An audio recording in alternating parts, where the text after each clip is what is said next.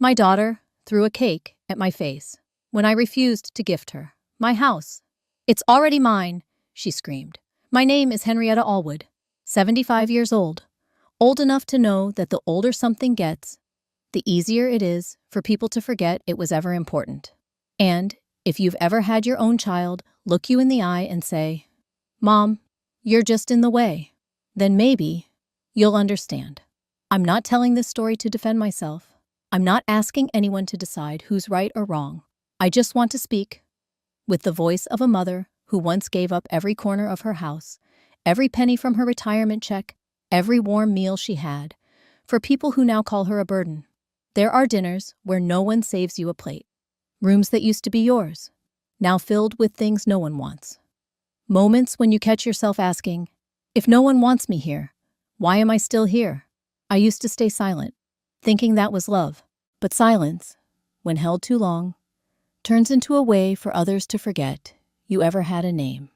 The cake hit me square in the face. Buttercream and all.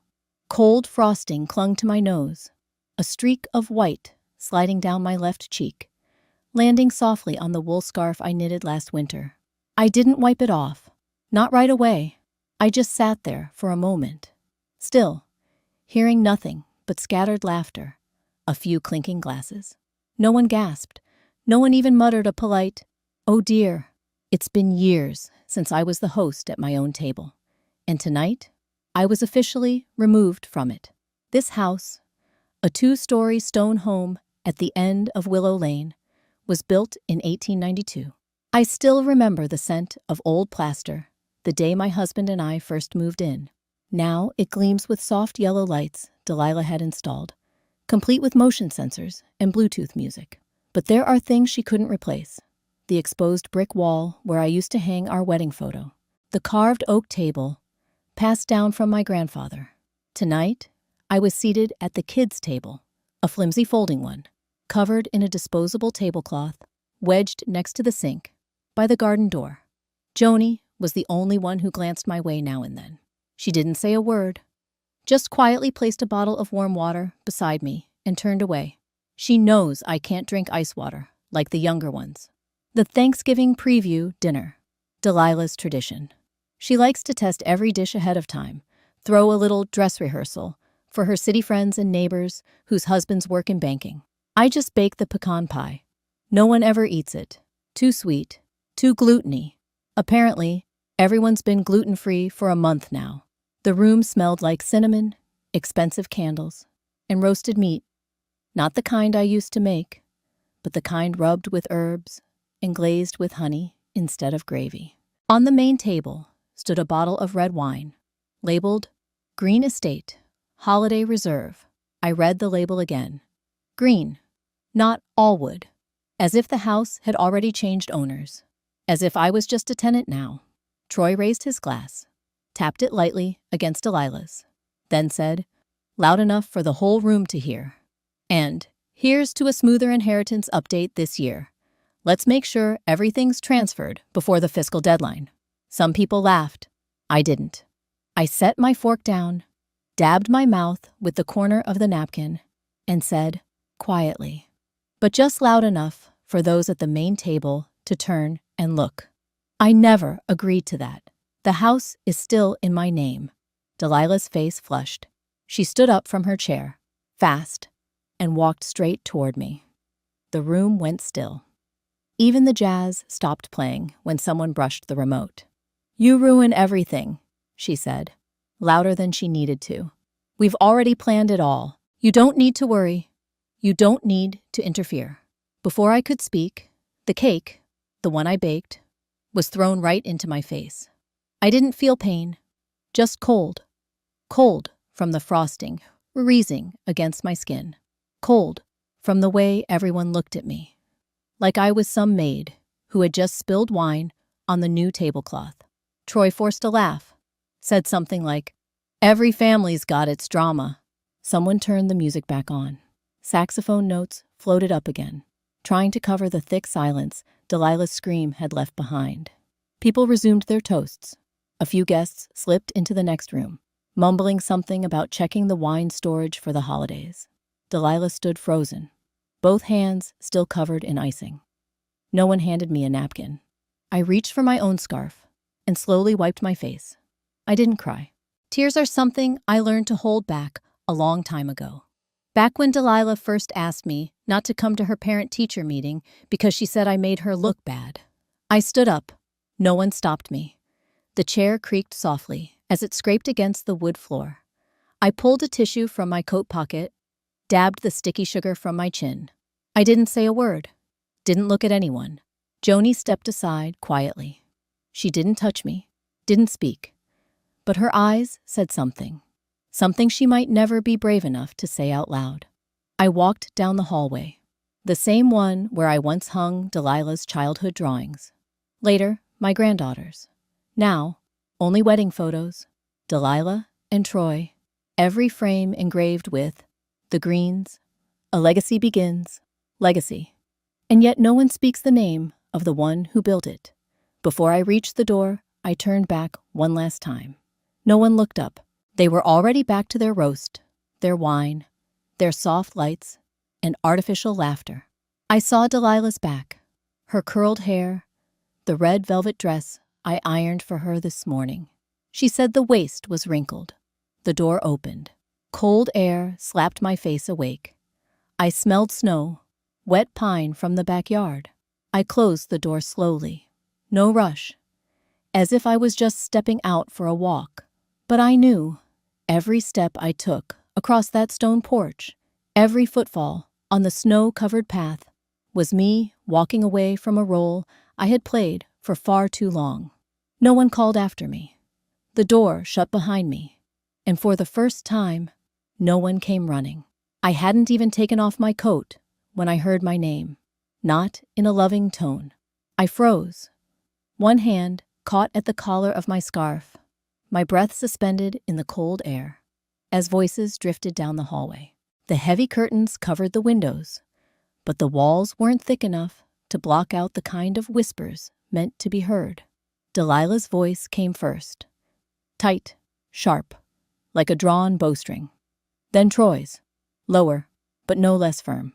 They sounded like two people drafting a plan, and I was the footnote at the bottom. Henrietta won't resist. Your mother's not the same anymore, Troy said, with a certainty that chilled me. I know, Delilah sighed. I put the papers in the office drawer. Once she signs, it's done. I leaned back against the cold wall. This used to be my husband's study. Now it's my bedroom. They talked about me as if I were already gone, as if I hadn't scrubbed every brick in this house with my cracked winter hands, as if the memories I hung on these walls, the autumn embroidery, the faded wedding photo, were just objects in a pending legal transaction. I sat on the edge of the bed, my eyes fixed on the fireplace. The fire still burned inside, but it couldn't warm what was burning in me now. My hands shook, not from anger, but from a deeper kind of ache. I reached for the notebook I always kept by the lamp. The pages were yellowed, the corners chewed by mice. My handwriting trembled, but the message was clear. They're trying to put me in a home. There's a transfer document. Don't sign anything. I stared at the words, as if looking into a mirror. Then, as if memory reached out on its own, I picked up the phone. Rosalind Myers.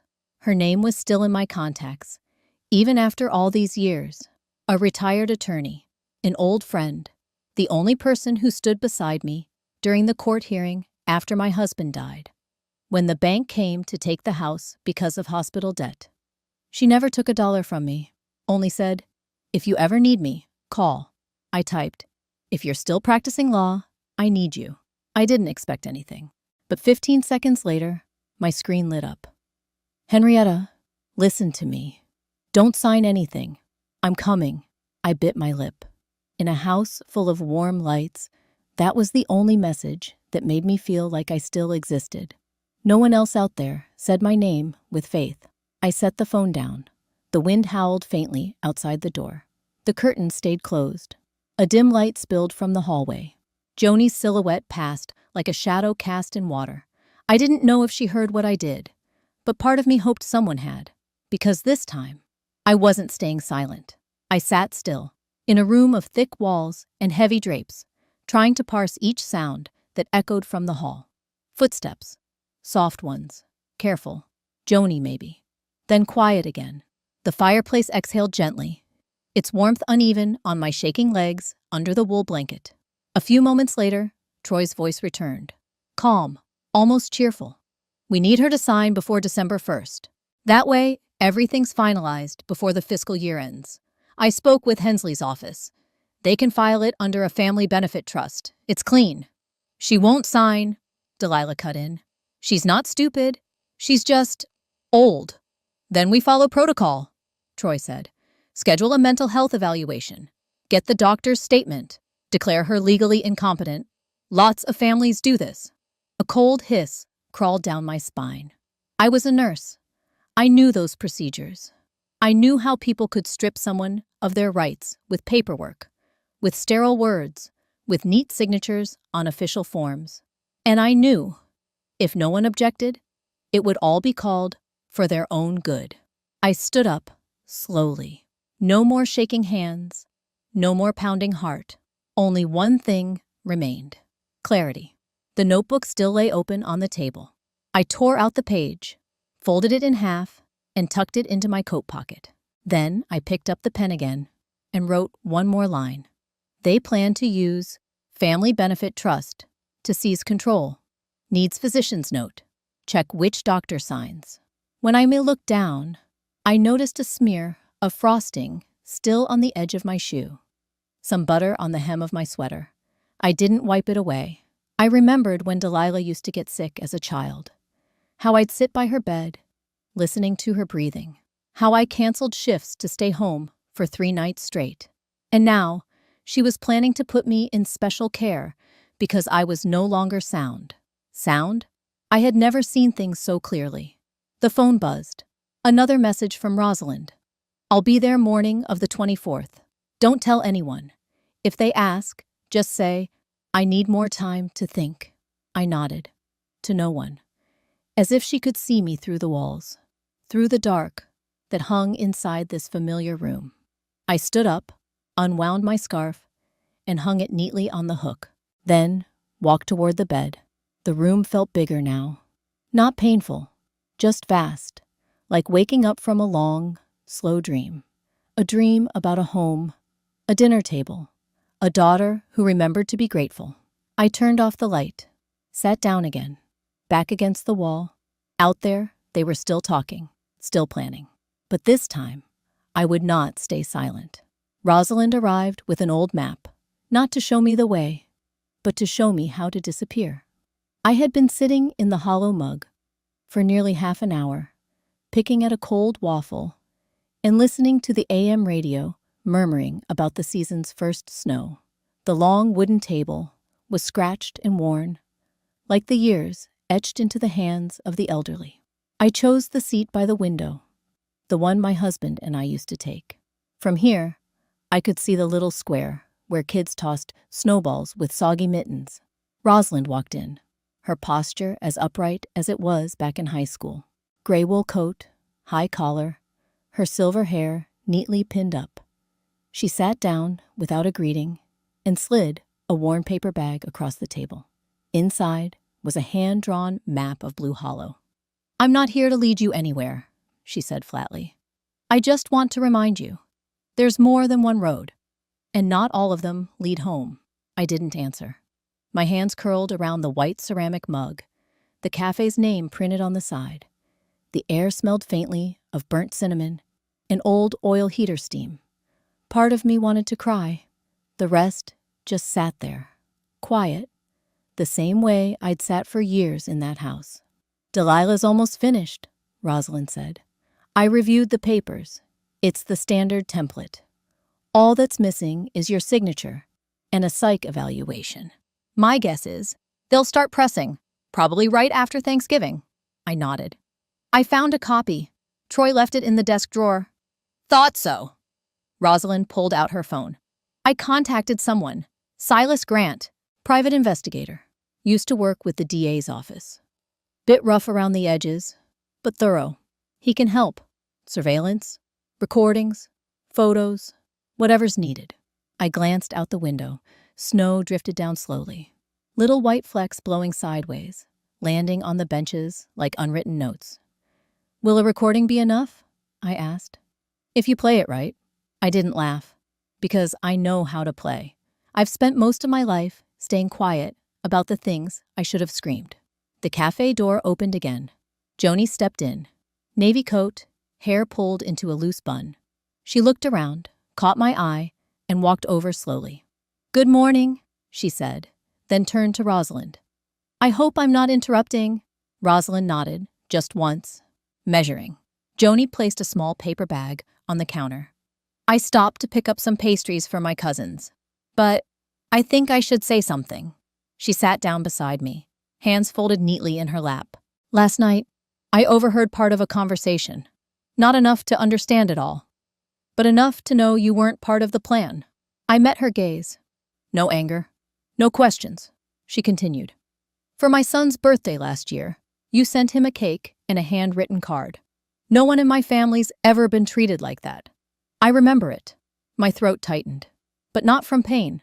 For the first time in a long while, someone remembered something small and meant it.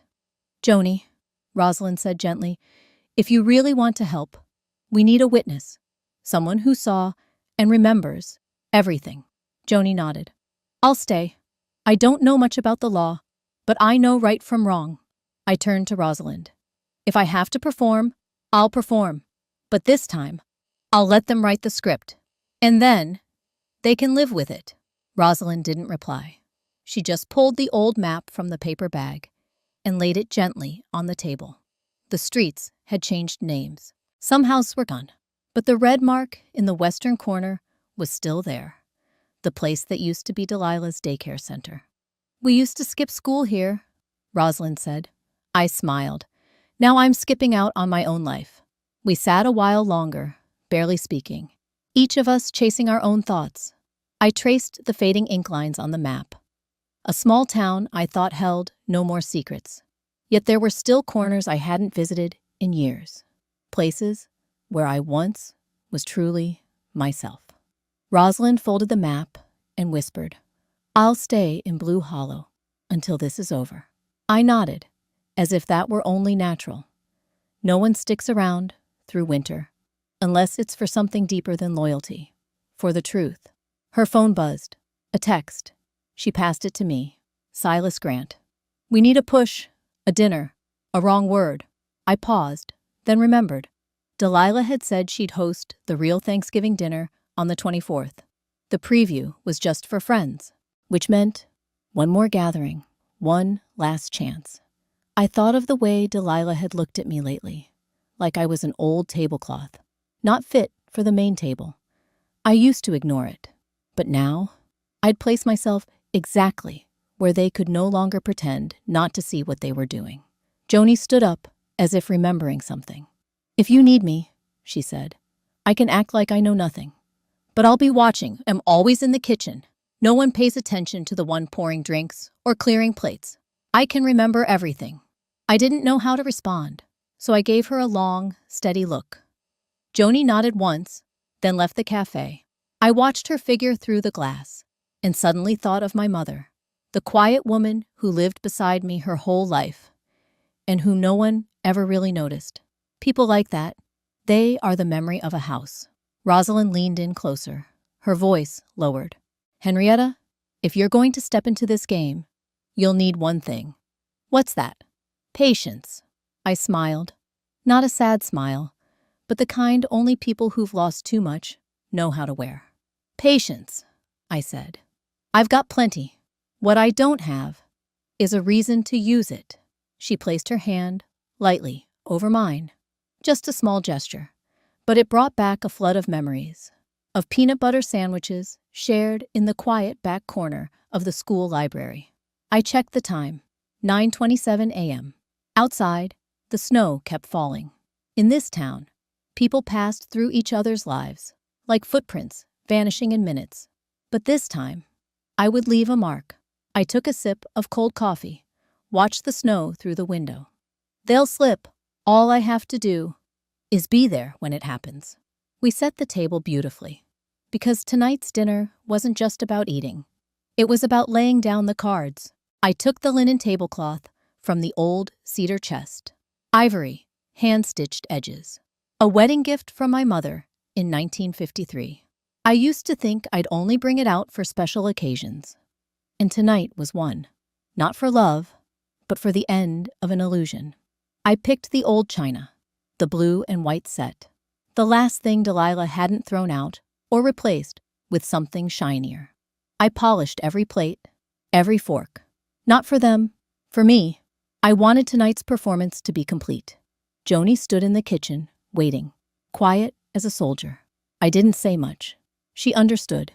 I heard the car outside, then the clack of heels on stone. Delilah entered first. Long coat, deep red silk dress, lipstick sharper than usual. She walked into the dining room like she was collecting a trophy. Troy followed, reeking of cologne, his eyes scanning the room like an auditor. "Oh, wow. Did you actually cook all this, Mom?" Delilah asked, fake admiration in full display. I smiled. "It's Thanksgiving, isn't it? It's supposed to be complete," Troy chuckled. "That's right. Complete. Food and decisions." We sat. Joni poured the wine. Green estate. A small detail, but heavy. On paper, they'd already begun branding things with their name. Things that were never theirs. Dinner began with honey-roasted chicken, then mashed potatoes, buttered green beans, and pumpkin pie, which I knew Delilah hated. But tonight, she smiled and ate like everything was just fine. I told a few stories, small ones, about the winter I was pregnant with her, back when this kitchen had no heater, and I used to warm my feet with bottles of hot water. They listened like I was reading aloud from someone else's fairy tale. Then, Troy set his glass down. "Henrietta, I think now's a good time to bring up some formalities." Delilah looked up. "Mom, if you're ready, we can go over the paperwork, just to transfer things over. Make it easier for us to manage everything." I looked them in the eyes. "So, which room were you planning to renovate first?" Troy blinked. Delilah laughed. "Yours, of course. We're turning it into a wine room. Classic cellar style. These brick walls are perfect. You're moving to the care home, right?" That moment, like a thin blade drawn across skin. No blood, but it stung. I didn't flinch. Didn't need to. Behind the kitchen curtain, I knew Silas was parked outside. Headphones in, linked to the recorder tucked beneath the china cabinet. Every word, already captured. Delilah refilled my glass, her voice syrup-sweet. "See, Mom? Everything's simple now. You rest, we handle it all. Your assets, the families, won't get tangled in red tape anymore." I set down my fork, wiped my mouth slowly, not out of anger, but because I was about to say something I'd never imagined saying. I placed both hands on the table, eyes on the candle flickering from a draft through the window. The flame didn't go out, but it flickered, as if eavesdropping. "I just want to be sure," I said softly, "that you two are really prepared to handle everything for me." Troy nodded like a man closing a deal. "Of course. You just need to sign. We'll take care of the rest." Delilah pulled a thick envelope from her purse, pushed it toward me. "Just a draft agreement. Nothing complicated. You'd still live here, until you didn't want to anymore." I smiled. "You mean until you decide it's time to move in?" She hesitated. No. It's just, we think you need a place with more care, more support." "A care home," I said clearly. No one argued. I pushed the envelope away and stood. Joni stepped forward with dessert, but I shook my head gently. "Joni," I said, "can you help me retrieve that file from my room later?" She nodded, her glance brushing over the other two. Quiet, sharp. I turned back to Delilah and Troy. "You think I don't know anything, but I know everything." Troy frowned. "What are you talking about?" I circled the table, resting a hand on each chair, each piece of china, each stitch in the tablecloth. Every detail here was a witness to my life in this house. I didn't need to keep it with a signature. I'd already kept it, with my entire life. "You think I'm confused. You think I don't understand the process. You think I have no one in my corner. But I've just been listening." Delilah forced a laugh. Mom, you're being dramatic. I cut in. Do you know where I sat yesterday? Troy narrowed his eyes. Behind the dining room curtain, I said. I heard everything, word for word. Turn her room into a wine cellar. She's not competent anymore. All we need is her signature. The air thickened. I sat back down, poured more wine. And tonight, you've repeated it all. Voluntarily. Troy shot up. You recorded us? I didn't answer. Joni stepped forward, tray in hand. She placed a slice of pecan pie in front of me, a dessert I hadn't made today. On top was a folded piece of paper. I opened it. A transcript of their words, recorded by Silas, delivered by Joni. No fanfare. Iva looked up, met Troy's gaze. I didn't record you, but I know someone who can. Delilah went pale. You're not allowed. Legally? I looked at her. Ask Rosalind. She's still holding the originals.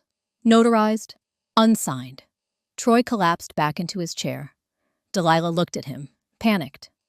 I walked to the bookshelf, opened the third drawer, pulled out a blue folder. I do want to sign something tonight, I said. Delilah's mouth parted. I opened the folder. Not transfer papers, but a new will, prepared by Rosalind. It clearly stated, the house remains mine. No legal decision could be made without my signature. And an independent witness. I placed it in the center of the table. Looked at them. No anger. No sadness. Just clarity. Finely laid out between cold meats, a vintage tablecloth, and inherited dishes they thought were already theirs. I poured myself more wine and smiled.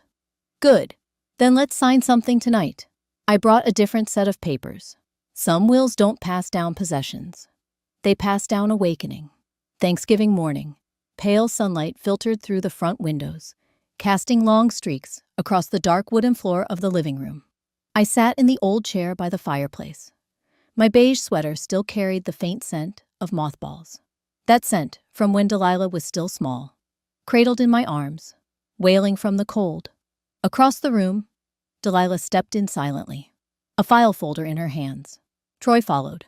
No words, no eye contact. They thought I would sign, still believed I was the same old mother, afraid of conflict, always yielding, always stepping back. Rosalind had arrived earlier. She sat quietly in the far corner. Her hair was grayer than I remembered, but her eyes hadn't changed. Sharp as a razor, aimed only at the deserving. She reached into her bag, pulled out a thick envelope, and placed it on the wooden table in the center of the room. Joni appeared moments later, without a word.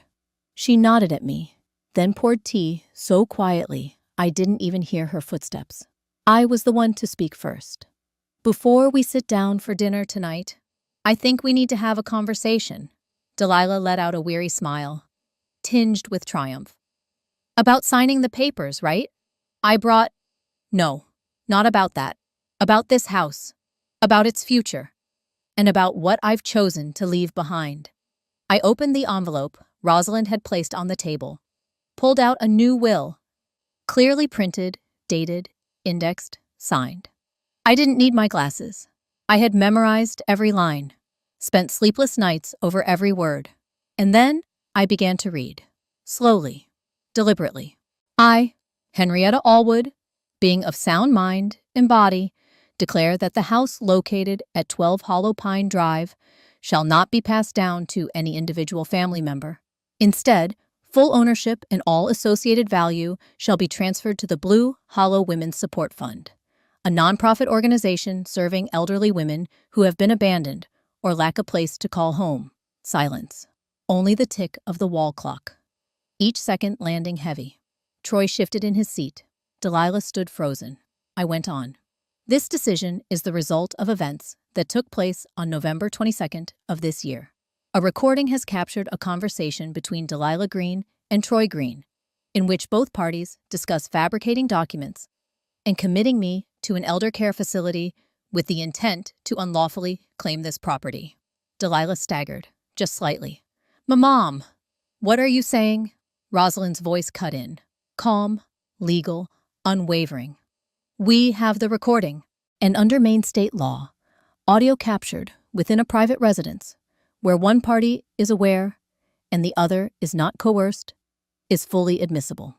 Troy lowered his head. Delilah began to cry. Not sobbing, just that choked kind of cry, where the sound gets stuck halfway up the throat. You don't understand. We weren't trying to. I looked at her, this daughter I once held through the night while she burned with fever.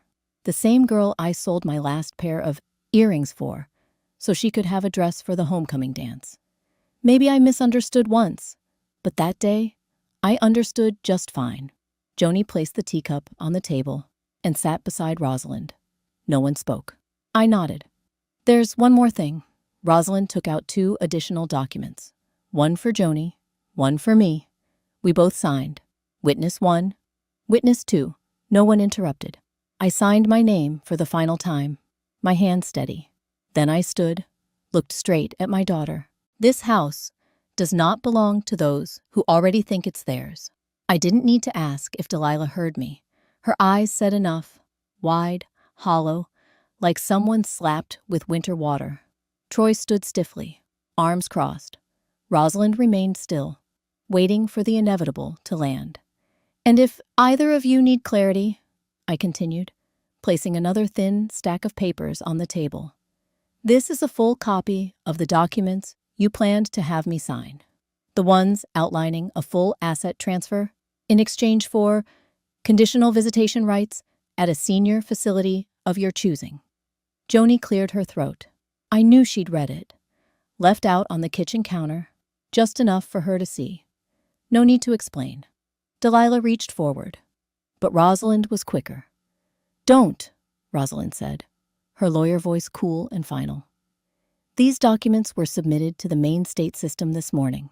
Henrietta's refusal to sign, along with the recordings, are now part of a formal counter-record. Troy gave a short, bitter laugh.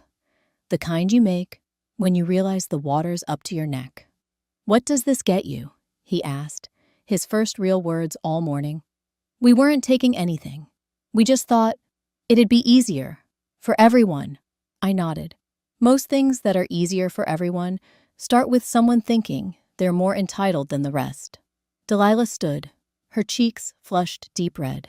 She looked around the room, then at the photo of her grandfather, the one I'd kept framed in oak and hung in the brightest corner. He was a lawyer, I said, not looking at her. And he believed one thing: a home is not something you can trick your way into. I watched Delilah blink, fast. Anger? Fear? Or maybe this was the first time she realized some mothers don't stay shelved forever. I said nothing more. Instead, I pulled a pen from my coat pocket. The same beige coat I wore the day I held Delilah for the first time. My back was stronger then, my hands unmarked. She was small, soft, like a dough not yet baked. The paper whispered as I signed. Rosalind gave a quiet nod. Joni laid a hand on my shoulder. She didn't speak. She didn't have to. She had witnessed more than a signature. I stood once more, eyes still on my daughter. A home, I said, each word crisp, does not belong to those who already believe they own it. They left without taking anything, except the image of themselves reflected in each other's eyes. There was no door slamming, just an absence, long, quiet, and still warm from what had just been said. I stood in the kitchen, my hand still resting on the kettle's handle. The water was still warm. No one said goodbye. No one apologized. No one asked if I was all right. But for the first time, that didn't hurt. The kitchen looked just like it had last night. The old tablecloth had been folded neatly and set on the chair, the same one I'd used since our wedding. Every red wine stain, every frayed edge. I remembered hand-washing it in the winter, because I didn't trust the machine with my mother's hand-stitched linen. I'd brought it out so many times for family dinners. This time, it had been used to reveal the truth. I folded it slowly, smoothing out each crease. No rush, no regret. On the wall, Delilah's grandfather's portrait still hung. He wore a dark suit, looked straight into the camera, his eyes firm, clear. He spent his life practicing law. He taught me how to write clearly, sign with a steady hand, and never back down when the truth is yours. I never thought I'd need those lessons at this stage in my life. The clink of porcelain pulled me from my thoughts. Joni was clearing the tea. This girl had worked in my home since her early 20s, after her first divorce. I never asked much, just let her stay and bring her son with her. That year, he didn't have a birthday cake, so I baked one. Apple. Simple. He smiled the whole day. Today, Joni set down another apple pie. More polished, more fragrant, but the cinnamon smelled the same. I followed the recipe you gave me, she said, placing the knife beside it. It's still warm. Please eat. I nodded. No words. Gratitude doesn't always need to be spoken. Rosalind walked in, holding a leather folder. She wasn't dressed like a lawyer anymore. Just a long brown wool coat, a scarf wrapped loosely. But she still carried the kind of presence that could hush an entire room with just one look. Here's your copy, she said, placing it on the table, then sitting beside me. It's all done. The fund will be announced after Thanksgiving. They can't touch the house anymore. I took out the edge of the folder. Paper is always cold, always dry, but today it carried the warmth of freedom. I don't know how they'll react in the long run, I said, still staring out the window. But at least now, they know. They know I'm not just some old shadow who gives up everything for pretend affection. Rosalind didn't answer. She knew. Some truths don't need comforting, just company. Out in the backyard, snow was settling on the stone bench. The coat I washed yesterday still hung on the line, now glowing faintly gold in the dusk. A breeze slipped through the doorway, tugging gently at the wind chime. Each chime sounded like it was counting the days I'd stayed quiet in this very home. Joni poured more tea. Have you thought about going anywhere? She asked, careful not to break the stillness. I smiled. Not yet, but maybe I'll start teaching a baking class. There are a lot of older women in town. Many of them live alone. Maybe they need a place to start over. Like me. Joni nodded, her eyes softening. I think a lot of them will come. I wasn't sure, but I knew one person would show up at that table. Me. I pulled my notebook from the drawer, the old brown one with frayed leather, its spine barely holding. Each page held a piece of life, but I'd never written for myself. Only grocery lists, Delilah's vaccine schedule, Troy's favorite chicken soup recipe, all notes for someone else. I flipped to the last page. For the first time, I wrote a sentence that wasn't for anyone, just for me. My name is Henrietta Allwood, and I still have enough in me to begin again. I inhaled deeply. The air carried cinnamon, Earl Grey, and something clear, like the pressure in my chest had just been released. Rosalind stood, adjusting her coat. I need to head out. Still have a few more files to finish. But if you need me, call. She didn't smile, but her eyes made a promise. Thank you for not forgetting me, I said. We never really leave each other, she replied. We just take turns being quiet. Then she left, like wind. But I knew. Someone who truly knew me had chosen to stay. Joni tidied the table, but left 2 slices of pie. This one's for you to keep, she said. The slice from the first time, and the slice for the new beginning. Then she, too, slipped away. No more words needed. The kitchen was quiet again, but it didn't feel empty. I opened the fridge. A few red apples. Their skins tight, glossy. Maybe tomorrow I'll try a new recipe. Maybe I'll write a flyer, pin it to the bus stop, the library. An invitation to women who haven't been invited to sit down, sip tea, and laugh over a pie that cracked in the oven. I'm not leaving this house to Delilah, but I am leaving it to those who understand the value of presence. Starting with me. I stepped out onto the back porch.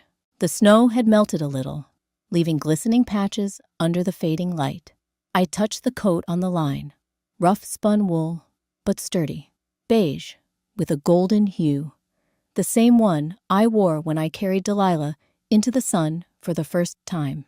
And now, it's still here. Just like me. I turned back, looked through the window. The kitchen, a place of laughter, of tears, and long, aching silence, was no longer a memory I feared. It was a beginning, not for them, for me. I opened the door. The cold brushed my cheek. Not biting, just a gentle reminder that a new season had arrived. I stepped onto the porch and opened the door wide, as if waiting for a new guest, or maybe a new version of myself. Some dinners don't end with a toast, but with the quiet click of a door closing behind the one who once kept the fire burning in that home.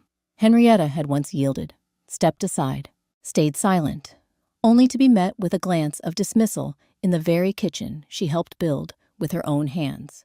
But then she realized, when you give and forget yourself in the process, there comes a day when your presence is treated as something that can be replaced, like an old tablecloth, one that had soaked up both tears and laughter, faded, and folded away without a second thought. Henrietta didn't choose revenge. She chose to stand. She signed a will that left behind no wealth, only the worth of a life well lived. And if this story made you pause, even for a moment, think of the woman who once made tea for everyone each morning, quietly. And if you're lucky enough to still have her, don't let her be the one who has to open the door alone.